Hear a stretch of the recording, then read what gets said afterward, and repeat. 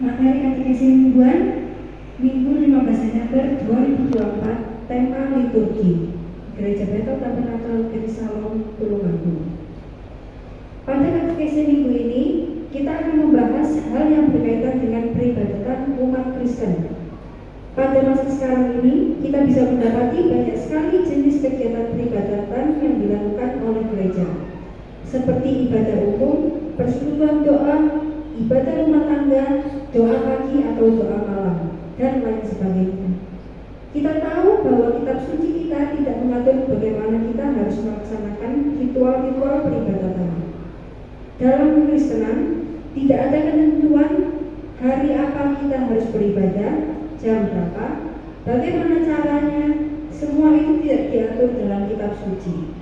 Lalu atas dasar apa kita melakukan semua kegiatan ibadah kita? Tentu saja atas dasar gereja yang menetapkannya.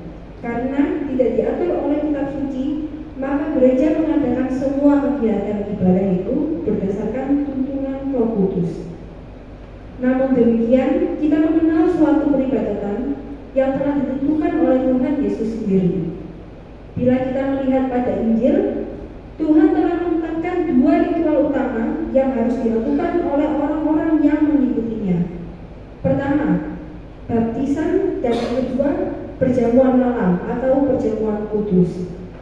Baptisan dilakukan satu kali, sementara perjamuan kudus dilakukan terus-menerus, sekalipun Tuhan tidak mengatur berapa kali dan kapan kita harus melakukannya.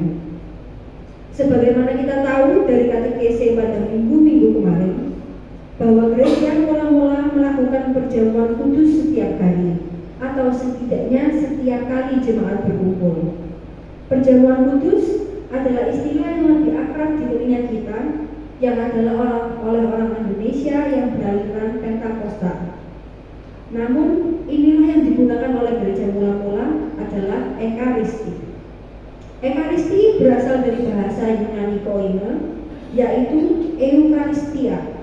Kata ini sebenarnya terdiri dari dua kata, yaitu Eu yang berarti baik dan Charis yang berarti ucapan syukur. Jadi Eucharistia berarti ucapan syukur yang baik. Istilah ini diambil dari Injil Matius 26 ayat 27 dan Injil Lukas 22 ayat 19. Dikutip dari Injil Lukas, di mana pada saat itu Tuhan Yesus mengambil roti, mengangkatnya, mengucap syukur, memecah-mecahkannya, dan memberikan kepada murid-muridnya. Kata mengucap syukur di ayat ini ditulis dalam Eucharistesas. Dari sinilah kata Ekaristi digunakan sebagai istilah untuk menyebut kegiatan ibadah yang kita kenal sebagai perjamuan kudus. Apa yang harus dilakukan oleh jemaat dalam peribadatan ini? Ada dua kegiatan utama, yaitu secara jasmani dan secara pikiran dan batin.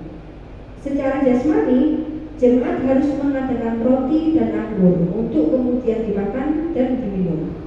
Kemudian dalam pikiran dan batin, jemaat harus mengucap syukur dan mengenang Tuhan Yesus. Dalam Lukas pasal 22 ayat 19, setelah Tuhan mengucap syukur atas roti, Tuhan memecah dan memberikannya pada murid-muridnya. Tuhan bersabda, "Inilah tubuhku," yang berarti menjelaskan pada kita, bila Ekaristi atau ucapan syukur itu kita lakukan dengan benar, maka roti akan benar-benar menjadi tubuh Tuhan. Pada ayat yang sama, Tuhan bersabda, "Perbuatlah ini menjadi peringatan akan Aku." Kata peringatan yang digunakan dalam bahasa aslinya adalah anamnesis, artinya membawa kembali dalam ingatan. Jadi, Ekaristi harus dilakukan dengan ucapan syukur untuk merubah roti dan anggur menjadi tubuh dan darah Tuhan. Kemudian, kita harus memakan tubuh dan darah Tuhan dengan membawa kembali dalam ingatan perjamuan yang dilakukan Tuhan. Ini adalah peribadatan yang ditetapkan oleh Tuhan sendiri, sehingga akan sulit bagi kita untuk memahaminya. Kita harus menyatukan tubuh, pikiran, akal budi, hati, dan kekuatan kita untuk menjalankan peribadatan ini. Tubuh, pikiran, dan hati melakukan kegiatan yang berbeda namun selaras sehingga membuat kita berhubungan langsung dengan Yesus melalui tubuh dan darahnya. Tidak mungkin cukup dalam satu katekese ini untuk membahas setiap misteri yang ada dalam Ekaristi. Namun dalam katekese minggu ini kita boleh sama-sama lebih mendalami tentang peribadatan yang lebih tinggi dari segala jenis peribadatan. Ekaristi bukanlah ibadah yang dibuat dan ditetapkan manusia, namun ini adalah ibadah yang dibuat oleh dan ditetapkan oleh Tuhan kita sendiri. Hal itu yang menjadikan peribadatan ini lebih tinggi nilainya daripada pujian, penyembahan, khotbah, dan doa-doa. Katekese ini akan menjadi pengantar bagi kita untuk membahas lebih dalam tentang Ekaristi pada minggu-minggu mendatang, sambil menantikan hari Natal yang akan segera kita rayakan bersama. Kemuliaan bagi Bapa dan Putra dan Roh Kudus, seperti pada permulaan, sekarang, selalu, dan sepanjang segala abad. Amin. Puji Tuhan.